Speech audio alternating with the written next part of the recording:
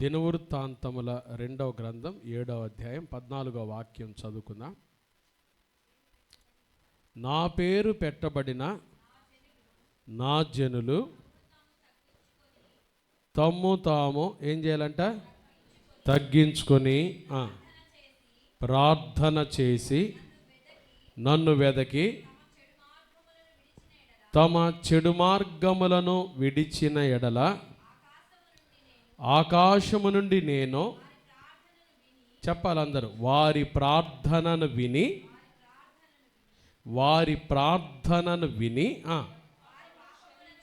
వారి పాపమును క్షమించి వారి దేశమును ఏం చేస్తాను? స్వస్థపరచుదును.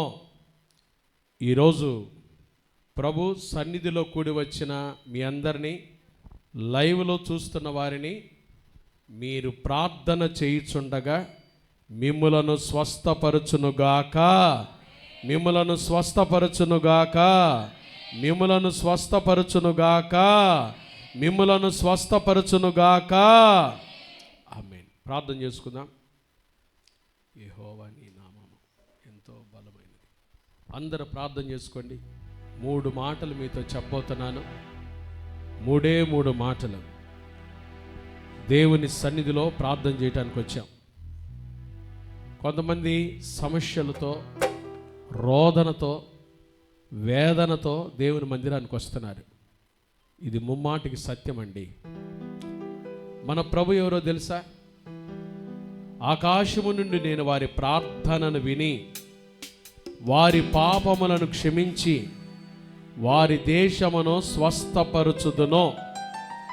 ఈరోజు నా ప్రభు సన్నిధిలో కూడి వచ్చిన మీ అందరినీ స్వస్థపరచుటకు ఇష్టపడుతున్నాడు. ఆయన ప్రభు చెప్పాడు, మాట ఇచ్చాడంటే నెరవేరుస్తాడు. నేను వారిని స్వస్థపరచుదును. ఎవరు ఏ అనారోగ్యంతో వచ్చారో, ఎవరు ఏ సమస్యలతో వచ్చారో, ఎవరు ఏ ఇరుకుతో వచ్చారో, దైవ సాన్నిధ్యంలో ఒక్క మాట మీకోసం ప్రార్థన చేసుకోండి. దేవుని సన్నిధిలో ఉన్నాం. We are in the presence of God. జీవము కలిగిన దేవుని సన్నిధిలో ఉన్నాం. ప్రార్థన చేద్దాం అందరూ.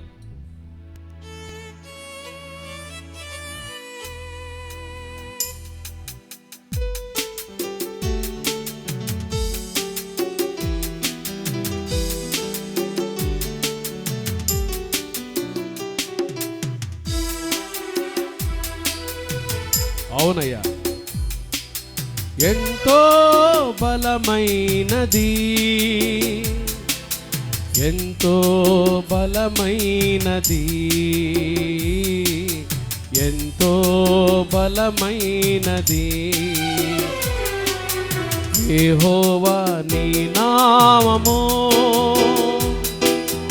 ఎంతో బలమైనది, ఎంతో బలమైనది, మాకెంతో బలమైనది యెహోవా నీ నామము, ఎంతో బలమైనది, మాకెంతో బలమైనది, మాకెంతో బలమైనది.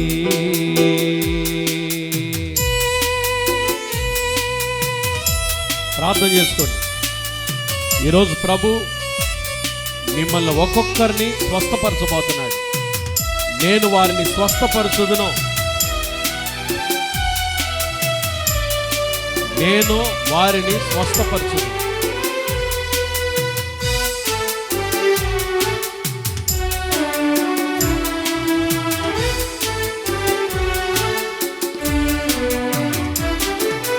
మోషే ప్రార్థించగా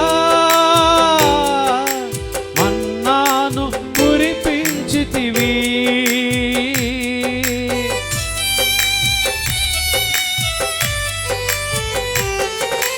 మోషే ప్రార్థించగా మన్నాను కురిపించితివి, యెహోషువ ప్రార్థించగా సూర్య చంద్రుల నాపితివి. యెహోషువ ప్రార్థించగా సూర్య చంద్రుల నాపితివి. యెహోవా నీ నామము ఎంతో బలమైనది, మాకెంతో బలమైనది, మాకెంతో బలమైనది. యెహోవా నీ నామము ఎంతో బలమైనది, మాకెంతో బలమైనది, మాకెంతో బలమైనది. యెహోవా నీ నామము ఎంతో బలమైనది, మాకెంతో బలమైనది, మాకెంతో బలమైనది. యేసయ్యా నీ నామము ఎంతో బలమైనది, మాకెంతో బలమైనది. ప్రభు మీరు ప్రార్థన చేయించు ఉండగానే మీ దేహములను స్వస్థపరచునుగాక. మీరు ఎవరి కొరకైతే ప్రార్థన చేయటానికి వచ్చారో వారిని నా ప్రభు స్వస్థపరచునుగాక. మీ ఇంట్లో ఎవరికైతే బాగులేదో వారందరినీ నా ప్రభువే శీఘ్రముగా స్వస్థపరచునుగాక, శీఘ్రముగా స్వస్థపరచునుగాక. హల్లెలూయా. ప్రభు చెప్పిన మాట, నా పేరు పెట్టబడిన నా జనులు తమ్ము తామేం చేయాలి? తగ్గించుకొని. బయట అజయ్ కుర్చీలు వేస్తారు చక్కగా, అందరూ లోపల స్థలాలు అయిపోయినాయండి, బయట చక్క కూర్చొని ఆరాధనలు ఏకీభవించవలసిందిగా మనం చేస్తున్నాం. నా పేరు పెట్టబడిన నా జనులు తమ్ము తాము తగ్గించుకొని ప్రార్థన చేసి నన్ను వెతకి తమ చెడు మార్గములను విడిచిన ఎడల ఆకాశము నుండి, ఎక్కడి నుండి అంటే చెప్పండి, ఆకాశము నుండి నేను వారి ప్రార్థనను విని వారి పాపమును క్షమించి వారి దేశమును ఏం చేస్తానో స్వస్థ. ప్రభు స్వస్థపరిచే దేవుడు. ప్రార్థనకు ఆ శక్తి ఉంది. ప్రార్థన మన రోగాలను ఏం చేస్తుంది? స్వస్థ. ప్రార్థన అద్భుతాలు చేస్తుంది. ప్రార్థన చేయాలి. ప్రార్థన చేయడానికి వచ్చిన మనం చేసే ప్రార్థన శక్తివంతమైన ప్రార్థనగా ఉండాలి. చెప్పండి, ఏ ప్రార్థనగా ఉండాలి? శక్తివంతమైన ప్రార్థన. ప్రార్థన చేసామంటే కుదరదు, ఊరకొచ్చి ప్రార్థన చేసి వెళ్ళానంటే కుదరదు. చేసే ప్రార్థన ఎలా ఉండాలి చెప్పండి? శక్తివంతంగా ఉండాలి. దేవుని సన్నిధిలో ఎలా ఉండాలి? శక్తివంతమైన ప్రార్థనగా ఉండాలి. మన ప్రార్థన శక్తివంతంగా ఉండాలంటే 3 విషయాలు ఈరోజు దేవుని వాక్యాన్ని మనం చూద్దాం. దానికంటే మొదటగా ప్రార్థనలో ఉన్న శక్తి యేసయ్య అన్న మాట, ఒక మాట చూపిస్తా చూడండి. మార్కు సువార్త 9వ అధ్యాయం. మార్కు సువార్త 9వ అధ్యాయము 29వ వచనం. అందుకు ఆయన, చూడండి, యేసయ్య అన్నాడు, ప్రార్థన వలననే గాని మరి దేని వలననైనను ఈ విధమైనది వదిలిపోవుట ఏంటంట? అసాధ్యమో. చెప్పండి, ప్రార్థన వలననే అనే మాటకు కింద ఫుట్ నోట్లో ఏముందో చూడండి. పైనేమో 2 అనేక ప్రాచీన ప్రతులలో ఉపవాసము వలననే. చెప్పండి, ఏంటిది? చెప్పండి గట్టిగా, ఏంటిది? ఉపవాస ప్రార్థన చాలా శక్తివంతమైనది. హల్లెలూయా. ఉపవాస ప్రార్థన చెయ్యలేనిదంటూ ఏదీ లేదు.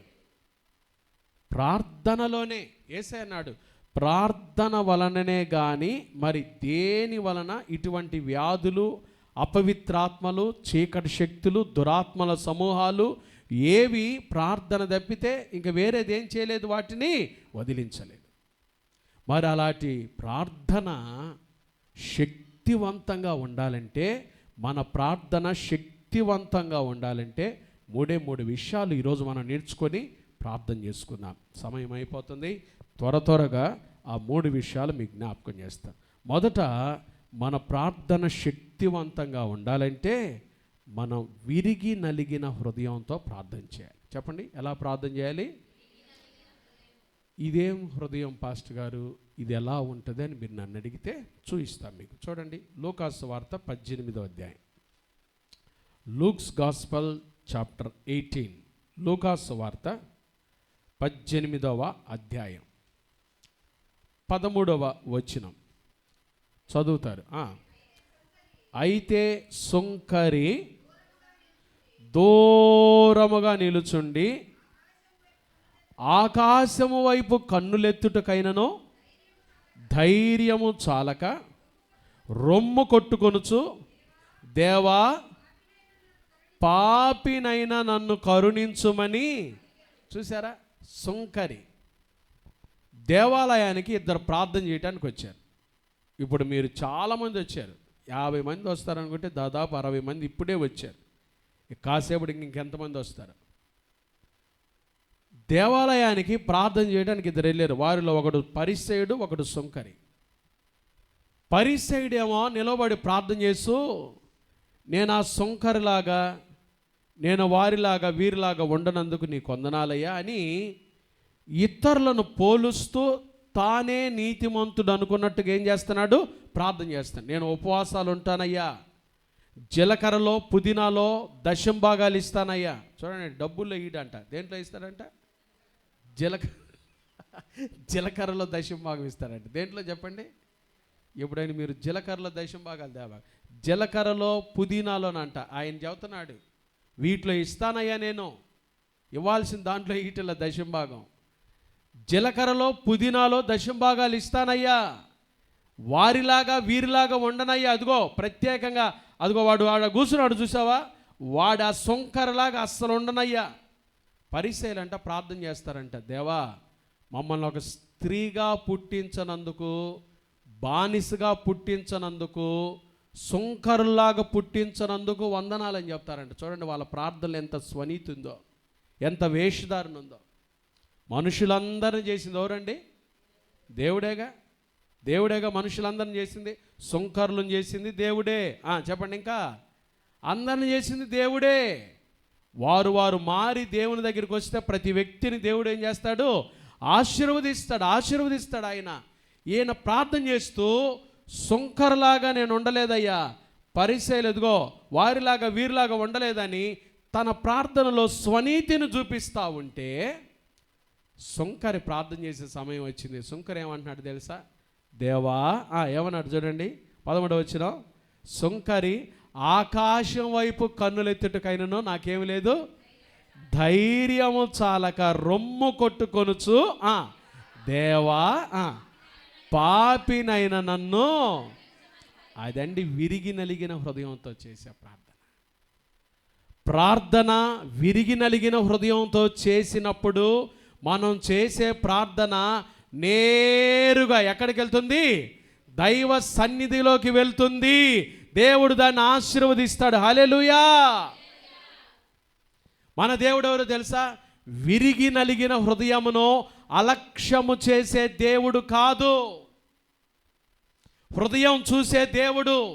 ప్రార్థన చేయడానికి వచ్చినప్పుడు నీ వేషధారణ ఎలా ఉందా, నీ వస్త్రధారణ ఎలా ఉందా, నీ భాష ఎలా ఉందా, నువ్వెంత డబ్బు గల దానివి, నీకెంత ఆస్తిపాస్తులు ఉన్నాయి, ఇవేవి చూడ్డు దేవుడు. ఏం చూస్తాడు?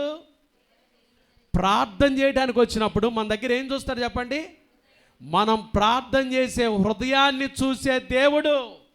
దావీదు అందుకనే 51వ కీర్తనలో ఏమంటాడు చూడండి, 51వ కీర్తన, 51వ కీర్తన, దావీదు పాపంలో పడి ఆ పాపం యొక్క తీవ్రత తెలుసుకొని పశ్చాత్తాపడి ప్రభు సన్నిధిలో యథార్థ హృదయంతో ప్రార్థన చేస్తూ ఆ ప్రార్థనలు ఈ మాట అంటాడు. 17వ వచనం చూడండి ఏమంటాడు. విరిగిన మనస్సే. అదెక్కడ ఆ వచనం ఎక్కడ మీరు చదువుతుంది? 17లోనే. 17 చదవండి. విరిగిన మనస్సే దేవునికి ఇష్టమైన బలులు దేవా, విరిగి నలిగిన హృదయమును నీవేం చేయవు. ప్రార్థన చేయటానికి మీరు విరిగి నలిగిన హృదయంతో వచ్చి ప్రార్థన చేస్తే దేవుడు మీ హృదయాన్ని చూసే దేవుడు కాబట్టి విరిగి నలిగిన హృదయాన్ని ఆయన ఏం చేయడు, అలక్ష్యము చేయడు. దైవజన్ లేసన్ గారు అదే రాశాడు. వినయము గలవారిని తగిన సమయములో హెచ్చించువాడవని, వినయము గలవారిని తగిన సమయములో హెచ్చించువాడవని, నీ సన్నిధిలో సాక్షినై కాపాడుకొందును మెలకువతో. హల్లెలూయా యేసయ్యా నీకే స్తోత్రమయా, హల్లెలూయా యేసయ్యా నీకే స్తోత్రమయా. మహాగణుడవు మహోన్నతుడవు, పరిశుద్ధ స్థలములోనే నివసించువాడవు, కృపా సత్య సంపూర్ణమై మా మధ్యలో నివసించుట న్యాయమా, నన్ను పరిశుద్ధ పరచుటే నీ ధర్మం. ఏం చూస్తారు చెప్పండి? ప్రార్థన చేయడానికి వచ్చిన మన హృదయాలు చూస్తాడు యేసయ్య. చెప్పండి ఏం చూస్తాడు? విరిగి నలిగిన హృదయంతో ప్రార్థన చేస్తున్నావా? విరిగి నలిగిన హృదయాన్ని చూస్తాడు. సుంకరి దూరమున నిలువబడి ఆకాశం వైపు కన్నులెత్తుటకైనను ధైర్యం చాలక రొమ్ము కొట్టుకొనుచు, దేవా దేవా పాపినైనా నన్ను కరుణించయ్యా. ఒక్క మాట ప్రార్థన చేస్తే ప్రభు ఏమన్నాడు తెలుసా అండి? వీరిద్దరిలో నీతిమంతుడు ఎవరో తెలుసా? ఆ సుంకరే అన్నాడు. ఆ సుంకరే అన్నాడు. ఉపవాసాలు ఉంటున్న పరిసయ్యుని జోళ్ళ ప్రభు, దశంభాగాలు ఇస్తున్న పరిసయ్యుని జోళ్ళ, మంచి విరిగి నలిగిన హృదయంతో ప్రార్థన చేసిన ఎవరిని చూశాడు? సుంకరి ప్రార్థన మెచ్చుకున్నాడు దేవుడు. ఆ ప్రియమైన దేవుని బిడ్డలారా, మన ప్రార్థన శక్తివంతమైన ప్రార్థనగా ఉండాలంటే మనం చేసే ప్రార్థనలో ఏ హృదయం ఉండాలి? విరిగి నలిగిన మనసు కదండి.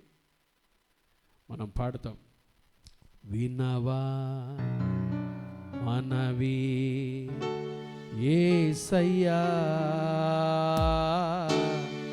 ప్రభువా శరణం నీవయ్యా, మలినము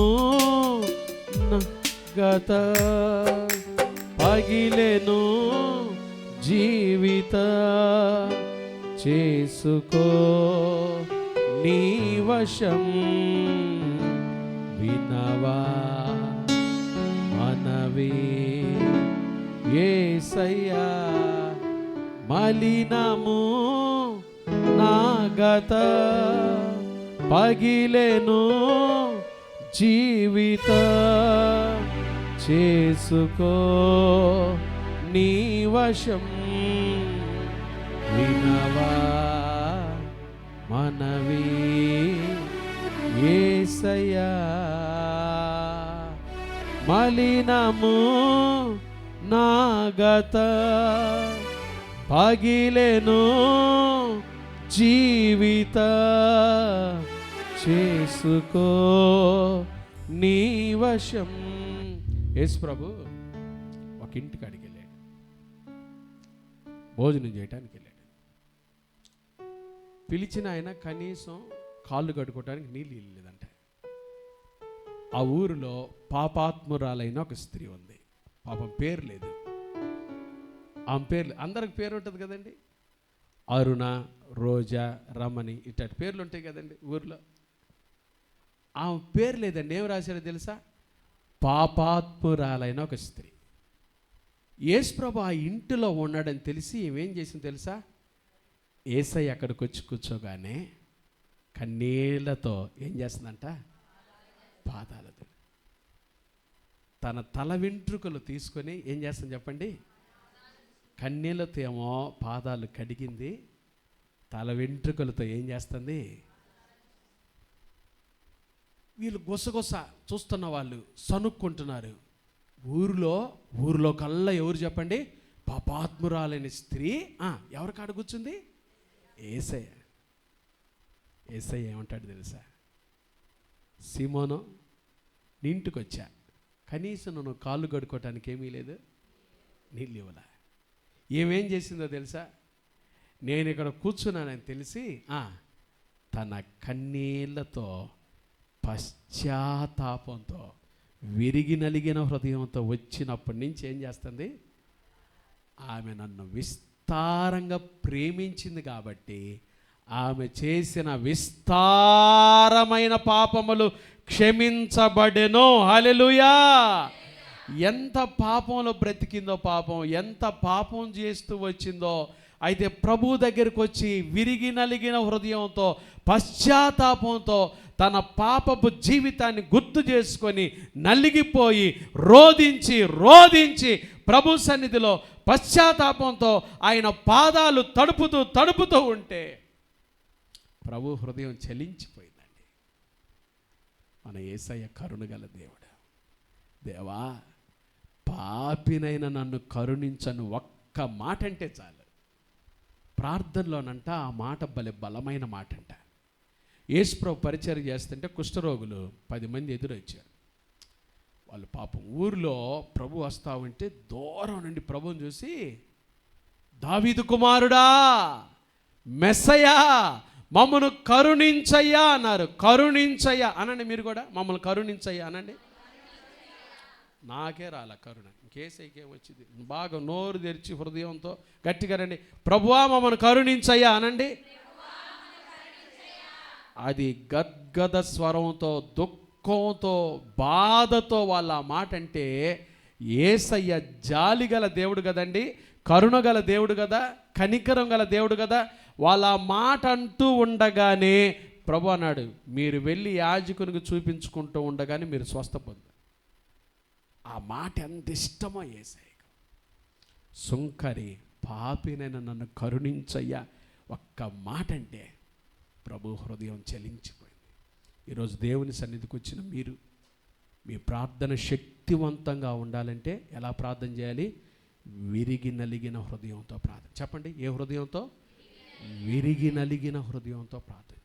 మీ హృదయాలు విప్పి దేవుని కాడ, ప్రభువా నన్ను కరుణించయ్యా, తప్పు చేశాను, పశ్చాత్తాపడుతున్నానయ్యా, జీవితంలో చేయకూడని పనులు చేశాను, నీ సన్నిధికి వచ్చానయ్యా, దయతో నన్ను క్షమించయ్యా, నన్ను కరుణించయ్యా. ఇదిగో నా కుటుంబంలో వేదనలు ఉన్నాయ్యా, రోదనలు ఉన్నాయ్యా, శ్రమలు ఉన్నాయ్యా, ఇరుకులు ఇబ్బందులతో వచ్చానయ్యా, నన్ను కరుణించయ్యా అని మీరు హృదయం విప్పిగా నా ప్రార్థన చేస్తే, జాలిగల దేవుడు, కరుణగల దేవుడు ఈరోజు మీరు ప్రార్థన చేయించు ఉండగానే మీకు ఆకాశము నుండి మిమ్మల్ని స్వస్థపరచునుగాక.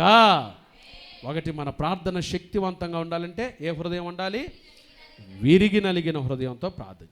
రెండవది, మత్తయి సువార్త 18వ అధ్యాయం. మత్తయి సువార్త 18వ అధ్యాయం 19వ వాక్యం చదువుకుందాం.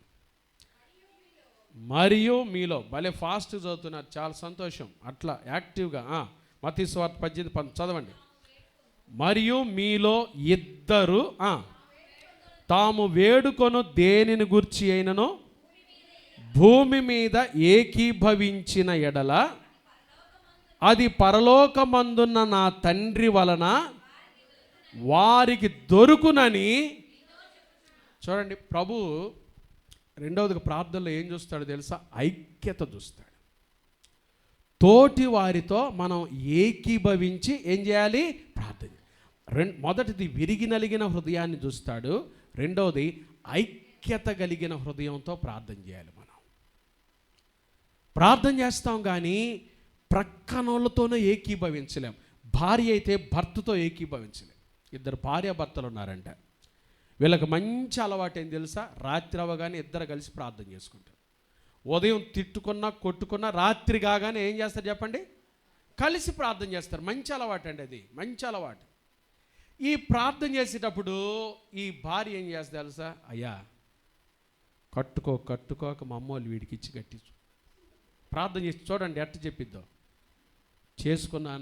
చేసుకున్న పుణ్యం అంటే ఈరోజు చూడయ్యా కారం తెమ్మంటే ఇంతవరకు కారం తేలా. చూడండి, కలిసి ప్రార్థన చేసుకుంటే దాంట్లో మేలే ఉంటుంది. కలిసి ప్రార్థన చేస్తుందంటే భార్య భర్తలు ఇద్దరు మోకరించే రాత్రి పడుకునే ముందు ప్రార్థన చేయటం. కారం తెమ్మంటే తేడు, ఉప్పు ఉందా లేదా చూడ్డం. ఎందుకయ్యా వీడు మనసు ఇట్టటోడితో మళ్ళా నాకు దాంపత్యం, పిల్లలు ఉన్నారు, ఎట్ట చేయాలి ప్రభా అని ఏమో ప్రార్థన చేసి అయిపోగానే ఆయన చేస్తాడంట, స్టార్ట్ చేస్తాడు. అయ్యా ఓ భర్త ఎవరు? శిరస్సు కదా, నన్ను శిరస్సుగా దోస్తుందా చూడు, అన్నీ ఆ మాటే వినా. వీళ్ళిద్దరు చూడండి, ప్రార్థనలో ఏమి లేదు, ఇద్దరికి సఖ్యత లేదు, ఇద్దరికి సమాధానం లేదు. ప్రార్థన చేసేటప్పుడు ప్రభు ఏం చూస్తాడు తెలుసా? తోటి వారితో మనం ఐక్యంగా ఉంటున్నామా లేదా అనేది కూడా గమనిస్తాడు. ప్రభు ఏం చెప్పాడంటే, మీరు దేవాలయానికి వెళ్ళి అర్పణ అర్పించేటప్పుడు చూడండి, మనం అర్పించే అర్పణ కంటే ముందు ఏం చూస్తాడు తెలుసా? మీకు ఎవరి మీద విరోధంగా ఉంటే ముందు వారితో వెళ్ళి ఏం చేయమన్నాడు? సమాధానపడండి.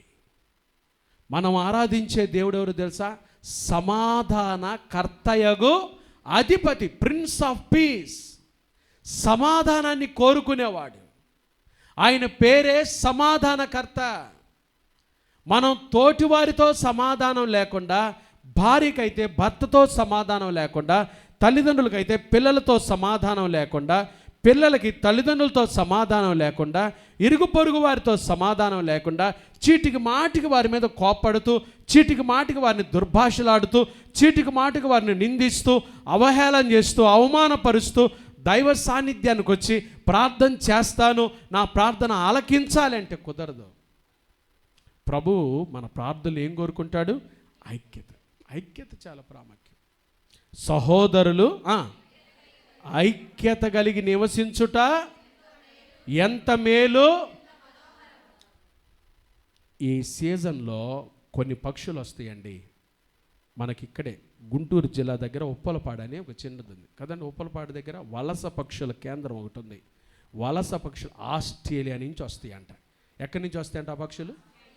ఆస్ట్రేలియా నుంచి వస్తాయి. బాగా వినండి, కొన్ని విషయాలు, ముఖ్యమైన విషయాలు చెప్తాం. అసలు మనమే గుంటూరు నుంచి వేరే ట్రైన్ ఎక్కడానికి కష్టపడతాం. అది ఢిల్లీ పోవాలంటే ఎక్కడి నుంచి ఇట్టు చూస్తాం, ఇది ఢిల్లీ ట్రైనేనా 10 మందిని అడుగుతాం కదండి. ఢిల్లీకి ఇదేనా పోయేది? మనకు ఆ ఢిల్లీ భాష రాక అల్లాడతాం. కానీ ప్రతి సంవత్సరం ఈ పక్షులు యాడ్ నుంచి వస్తాయంట? ఆస్ట్రేలియా నుంచి యాడకు వస్తాయంట? మన ఆంధ్ర రాష్ట్రంలో గుంటూరు జిల్లాలో ఉప్పలపాడు దగ్గరికి వస్తాయి వలస పక్షులు, కొన్ని వందల పక్షులు. ఎలా వస్తాయి ఇవి? ఆశ్చర్యం. ఎలా వస్తాయి ఇవి? వీటిలో ఎంత ఐక్యత ఉందో చూడు. పక్షులు ప్రారంభం అవుతాయి అంట, ఒక సీజన్ రాగానే ప్రారంభం అవుతాయంట. వచ్చేటప్పుడు అన్నీ వస్తుంటే మధ్యలో ఒకటి లీడింగ్ పక్షి, ముందుకు వచ్చేస్తుంది ఒక పక్షి, చేతులు ఊపుకుంటూ రెక్కలు ఊపుకుంటూ వస్తుంది. ఒక పక్షిని వెంబడిస్తూ ఈ పక్షులన్నీ వస్తాయి. అయితే ఇది ఎంతసేపు వెంబడిస్తే, ఎంతసేపు నడిపిస్తే, దీనికి చెయ్యి నొప్పి రాగానే ఇది వెనక్కి వస్తే మధ్యలో ఇంకోటి వస్తుంది. మాటలు రాని పక్షులకే ఎంత జ్ఞానం ఉందో చూడండి. అయితే కొన్ని ప్రయాణం ప్రారంభించిన తర్వాత, కొంత దూరం వచ్చిన తర్వాత, ఒక సముద్రం దాటి ఇంకో సముద్రం వచ్చేసరికి మధ్యలో కొన్ని పక్షులకి వ్యాధి వస్తుందంట, జ్వరం వస్తుందంట. మనలాగే జ్వరం వచ్చిన తర్వాత కొన్ని పక్షులు ఆగిపోతాయి అంట. దాని చుట్టూ కొన్ని పక్షులు ఆగుతాయి. ఏంటి బాగాలేదు నీకు? సరే నీకోసం వీటిని పెడుతున్నా, ఇవి నీ చుట్టూ ఉంటాయి, నీకు మరలా ఆరోగ్యం బాగైన తర్వాత లేచి మమ్మల్ని వెంబడించండి అని ఈ దారి నీ వెళ్ళిపోతాయి అంట. నోరు లేని పక్షులకే అంత ఐక్యత ఉంటే అండి, దేవుని స్వరూపంలో సృష్టించబడిన మనం తోటివారితో మంచి మాట ఇచ్చాడు దేవుడు మనకి కదండి. సఖ్యత సమాధానంగా ఉండటానికి దేవుడు మనకేమి ఇచ్చాడు? మంచి నోరిచ్చాడు, మంచి ఆలోచనలు ఇచ్చాడు, మంచి హృదయం ఇచ్చాడు. క్రీస్తు రక్తంతో కడుగబడిన మనం తోటివారితో ఇంకెంత సమాధానంగా ఉండాలి. అందుకనే పాడతాం మనం, సంతోషమే సమాధానమే, సంతోషమే సమాధానమే, సంతోషమే సమాధానమే, చెప్పనా సఖ్యమైన సంతోష,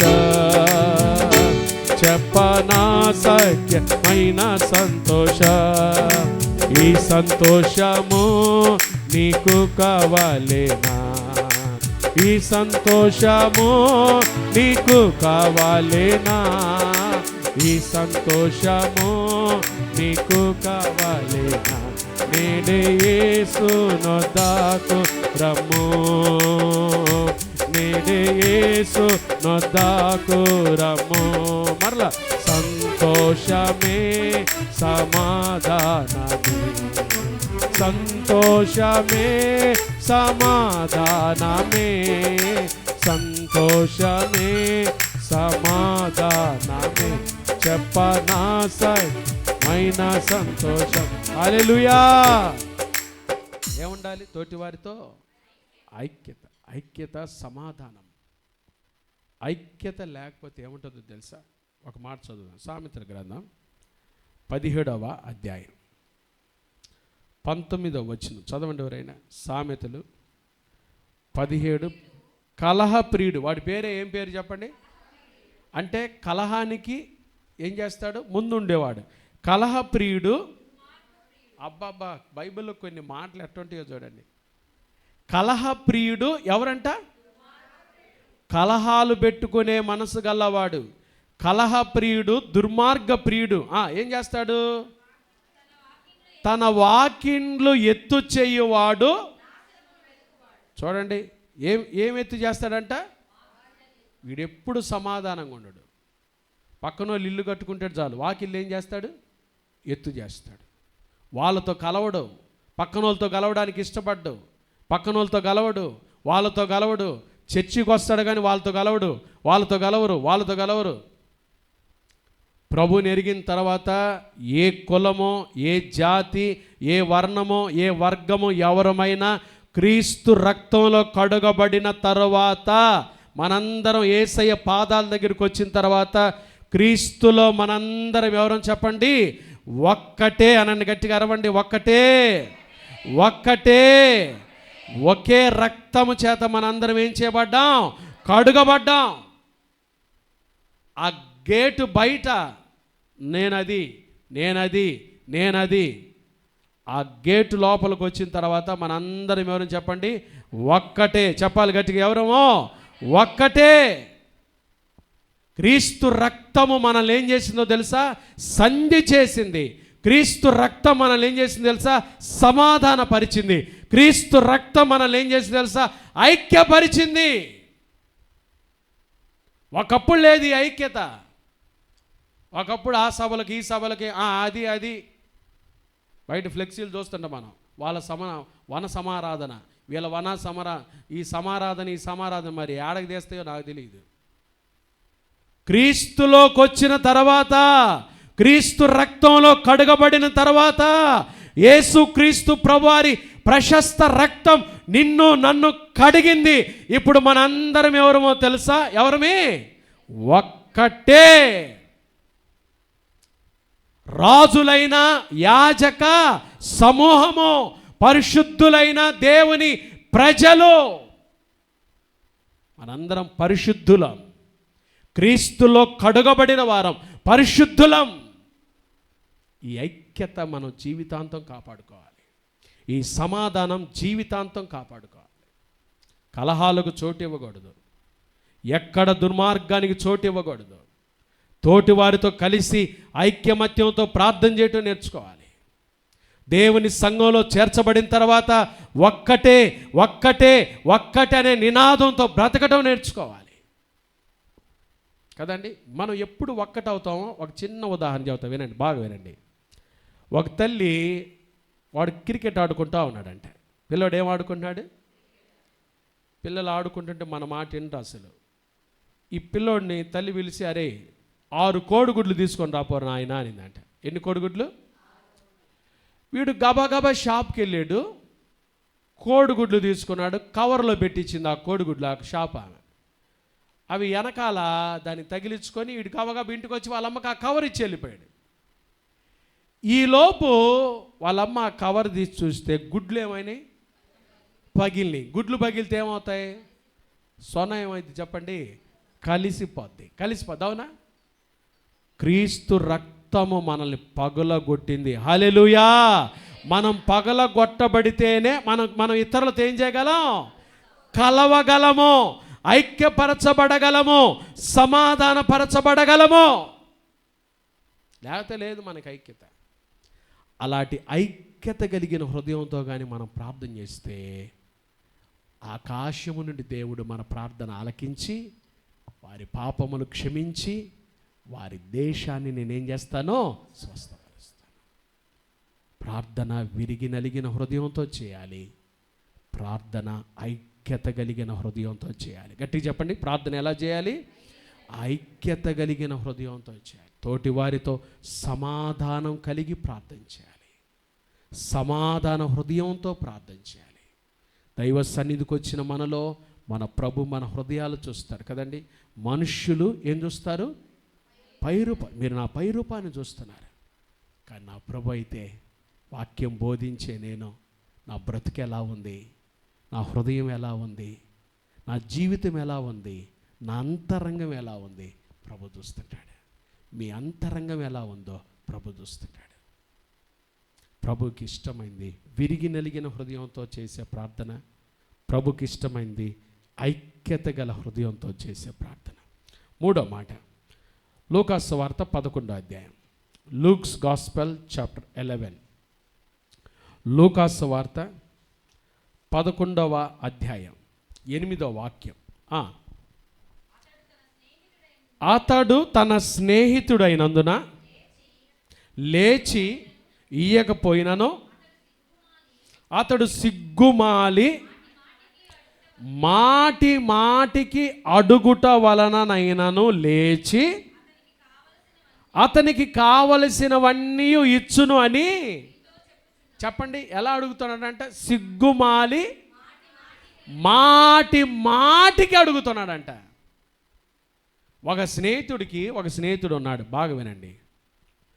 అర్ధరాత్రి వేళ ఈ స్నేహితుడి ఇంటికి ఎవరు వచ్చారు? ఇంకో స్నేహితుడు వచ్చాడు. ఈ వచ్చిన స్నేహితుడు కోసం ఈ స్నేహితుడు ఏం చేశాడు తెలుసా? ఆ ఊరిలో ఉన్న తన స్నేహితుని ఇంటికాడికి వెళ్ళి, అరే ఫ్రెండో తలుపు తడుతున్నాడు. తలుపు తడుతుంటే అది అర్ధరాత్రి వేళ. ఎప్పుడండి చెప్పండి? అర్ధరాత్రి వేళ. అసలు మనం రాత్రి అయితే ఫోన్లు కూడా ఏం చేస్తాం? స్విచ్ ఆఫ్ చేస్తాం. ఎవరైనా వచ్చి పిలిస్తే కూడా ఏం చేస్తాం? నిద్రపోతున్నట్టు. నిద్రలో ఇప్పుడు అసలు ఎవడు 1 గంట దాకా ఎవడు పడుకోవట్లే. ఒకటే మళ్ళీ ఫోన్లు. ఏంటి ఇది కదండి. తెల్లారి ఆ వారంతా తెల్లారి నిద్రపోతారు. 7, 8 అర్ధరాత్రి వేళ తలుపు దాడుతున్నాడంట. తలుపు దాడుతుంటే అద్భుతమైన విషయం చూడండి, అద్భుతమైన విషయం. నా స్నేహితుడు నాకు 3 రొట్టెలు బదులేమో, నా స్నేహితుడు ప్రయాణం చేయొచ్చు మార్గంలో నా యొద్దకు వచ్చినాడు, అతనికి పెట్టుటకు నా యొద్ద ఏమీ లేదు అతనితో చెప్పి అతడు లోపలనే ఉండి ఏమంటున్నాడు? నన్ను తొందర పెట్టద్దు, తలుపు వేస్తున్నది, నా చిన్నపిల్లలు నాతో కూడా పండుకొని ఉన్నారు, నేను లేచి చెప్తాడా? 8వ వచనం. అతడు తన స్నేహితుడైనందున లేచి ఇయ్యకపోయినను. ఈ మాట చూడండి, తెలుగు భాష దేశ భాషలందు చెప్పాలి గట్టిగా, దేశ భాషలందు తెలుగు లెస్స. మన తెలుగు భాషను మించిన లేదని కవి చెప్పాడండి. ఎంత చక్కటి అర్థంతో రాయబడ్డే చూడండి. అతడు సిగ్గుమాలి ఎలా అడుగుతున్నాడు? మాటి మాటికి అడుగుట వలననైనను లేచి ఏం చేస్తాడంటే చెప్పండి, కావలసినవన్నీ. ఈరోజు నా ప్రభు సన్నిధిలో మీరు ఏదైతే అడుగుతున్నారో, ఏదైతే అడగటానికి వచ్చారో, ఏదైతే ప్రార్థన చేయటానికి వచ్చారో, మీరు నా ప్రభు స్నేహితులు కాబట్టి ప్రభు మనల్ని ఏం చేశాడు చెప్పండి. ఇక నేను మిమ్మల్ని దాసులని పిలవను, ఏమని పిలుస్తాను? మనం ఎవరమే? యేసయ్యా. మన స్నేహితుడు ఎవరు చెప్పండి? నిజ స్నేహితుడు ఎవరు చెప్పండి? యేసయ్యా. యేసయ్యా. మీరు సిగ్గుమాలి మాటి మాటికి అడుగుట వలన, అంటే ప్రభు దగ్గరికి వచ్చి ప్రార్థన చేయటానికి ఏముండకూడదు?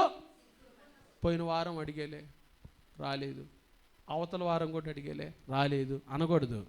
పట్టుదల హృదయంతో ప్రార్థన చేయాలి. హల్లెలూయా. ప్రభు మనకి ఇచ్చేంత వరకు ఎలా ప్రార్థన చేయాలి? అదే, సిగ్గుమాలి మాటి మాటికి అడుగుట వలన అతనికి కావలసినవన్నీ ఇచ్చును. దేవుని బిడ్డలారా, ఈరోజు మీరు దేవుని సన్నిధిలో ఏదైతే అడుగుతున్నారో, మీ కుటుంబాల కోసం, మీ బిడ్డల కోసం, మీ వ్యాపారాల కోసం, మీకున్న కష్టార్జితం కోసం, మీ ఉద్యోగాల కోసం, మీ ఇంటిలో పోషణ కోసం, మీ స్వస్థత కోసం, మీ ఆరోగ్యాల కోసం, మీ ఆర్థిక ఇబ్బందుల కోసం, మీ ఆర్థిక అభివృద్ధి కోసం మీరు ఏదైతే అడుగుతున్నారో అడగండి. ప్రభు అంటున్నాడు అడగండి, అడుగుడి. అడుగుడి అనే మాటకు ఆదిమ భాషలో అర్థం ఏంటి తెలుసా? కీప్ ఆస్కింగ్ అంట. కీప్ ఆస్కింగ్ అంటే అడుగుతూనే ఉండండి. ప్రభు ఇచ్చేంత వరకు ఏం చేయండి? వదిలిపెట్టద్దు, వదిలిపెట్టద్దు. ఆంధ్రక్రైస్త కీర్తన పుస్తకాలు ఈ పాట పాడతాం. నిన్ను నేను విడువను దేవా, నీవు నన్ను దీవించు వరకు, నిన్ను నేను రన్నింగ్ దేవా, నీవు నన్ను తబల దీవించు వరకు, నిన్ను రన్నింగ్ విడువను దేవా. యాకోబు రాత్రి ఏమడిగాడు చెప్పండి? ఈ రాత్రి నీవు నన్ను దీవించేంత వరకు నేను నిన్నేం చేయను? విడువను, వదిలిపెట్టను. ప్రభుని అలా అడగాలి. ప్రభువా, ఈరోజు నా జీవితంలో కార్యం చేసేంత వరకు ఇక్కడి నుంచి నేను వెళ్ళను, నీ సన్నిధి నుంచి వెళ్ళనయ్యా, నీ సన్నిధి నుంచి వెళ్ళనయ్యా. ఇదిగో నా కుటుంబంలో ఈ కార్యం జరిగించాలి, నా బిడ్డను నువ్వు దీవించాలి, నాకు స్వస్థత ఇవ్వాలి, నాకు ఆరోగ్యం ఇవ్వాలి, నా దేహాన్ని బాగు చేయాలయ్యా. నన్ను బాగు చేసేంత వరకు ఎవరున్నారయ్యా నాకు ఈ లోకంలో? ఎవరున్నారయ్యా నాకు ఈ లోకంలో? నాకు నువ్వు తప్పితే ఎవరున్నారయ్యా? ప్రభువుని అడగండి, ప్రాధేయపడి అడగండి, పట్టుదల గల హృదయంతో అడగండి. ప్రభు ఈరోజు మీకు కావలసినవన్నీ దయచేయునుగాక, మీకు కావలసినవన్నీ దయచేయునుగాక, పట్టుదలతో. కాబట్టి మన ప్రార్థన శక్తివంతమైన ప్రార్థనగా ఉండాలంటే 3 విషయాలు నేర్చుకుందాం. ఒకటి, ఏముండాలి మన ప్రార్థనలో? విరిగి నలిగిన హృదయంతో మనం ఏం చేయాలి? మనం ప్రార్థన చేసేటప్పుడు దేవుడు మన హృదయాన్ని చూస్తాడు. విరిగి నలిగిన హృదయంతో, పశ్చాత్తాప హృదయంతో ప్రభు సన్నిధిలో ప్రార్థన చేస్తున్నామా, ప్రార్థన వింటాడు. ఆ సుంకరి అడిగాడు, దేవా ఆకాశం వైపు కన్నులెత్తుటకైనా నాకేమి లేదు, నేనంత నీతిమంతుని కాదయ్యా, నా కాడంత నీతి లేదయ్యా, నేనంత మంచివాడిని కాదయ్యా. ప్రార్థన అంటే దేవునితో చెప్పుకోవటమేనండి. ప్రార్థన అంటే దేవునితో మనసు విప్పి మాట్లాడుకోవటమే. నా కాడంత మంచితనం లేదయ్యా, ఈ నోటితో దుర్భాషలాడతాను, ఈ కళ్ళతో చూడకూడని చూస్తున్నాను, ఈ చెవులతో వినకూడని వింటున్నాను, అనవసరంగా కలహం అంటే ముందుకెళ్తున్నాను, పాదాలతో వెళ్ళకూడని స్థలాలకు వెళ్తున్నాను, నేనంత మంచోని కాదయ్యా. ఆకాశం వైపు కనులెత్తుటకైనను ధైర్యం లేదు. కానీ పరిశుద్ధుడు, బాగు చేసే దేవుడు, కరుణించే దేవుడు నువ్వని సన్నిధికి వచ్చానయ్యా. విరిగి నలిగిన హృదయంతో ప్రార్థన చేస్తున్నా. నన్ను బాగు చేయ్యా, నన్ను కరుణించయ్యా, నన్ను కరుణించయ్యా. దేవుని సన్నిధిలో విరిగి నలిగిన మనసుతో మనం ప్రార్థన చేస్తే దేవుడు మన ప్రార్థన వింటాడు. దేవుని సన్నిధిలో ఐక్యత కలిగిన హృదయంతో ప్రార్థన చేస్తే, ప్రభా ఎప్పుడు నా భర్తతో నేను సమాధానంగా ఉండలేకపోతున్నా, నా పిల్లలతో కూడా సమాధానంగా ఉండలేకపోతున్నా, నా కుటుంబంలో సమాధానంగా ఉండలేకపోతున్నా, నీ సన్నిధికి వచ్చా ఐక్యత కలిగిన హృదయంతో ప్రార్థన చేస్తున్నానయ్యా. నా ప్రార్థన ఆలకించయ్యా, నా ప్రార్థన ఆలకించయ్యా. మీరు ఐక్యత కలిగిన హృదయంతో ప్రార్థన చేస్తే ప్రభు మీ ప్రార్థన వింటాడు. మూడవది, మన ప్రార్థనలో పట్టుదల. ప్రభా స్నేహితుడు కదా, మాకు స్నేహితుడు కంటే గొప్ప దేవుడు నాకెవ్వరు లేరయ్యా, ఈ లోకంలో ఎవ్వరు లేరు ప్రభా. ఇదిగో నీ సన్నిధికి వచ్చా, నువ్వే కదా నా ధైర్యం, నువ్వే కదా నా ఆదరణ. ఇదిగో ప్రభా, నా ప్రార్థన ఆలకించి నా బిడ్డను బాగు చేయ, నా బిడ్డ భవిష్యత్తును బాగు చేయ, నా కుటుంబాన్ని ఆశీర్వదించయ్యా. పట్టుదలతో అడగండి మీరు. ఈరోజు నా ప్రభు మీ మధ్యలో సంచరిస్తాడు, మన మధ్యలో తిరుగుతున్నాడు ఆయన. ప్రార్థన చేద్దామా? ఇక అందరం ప్రార్థన చేసుకుందాం.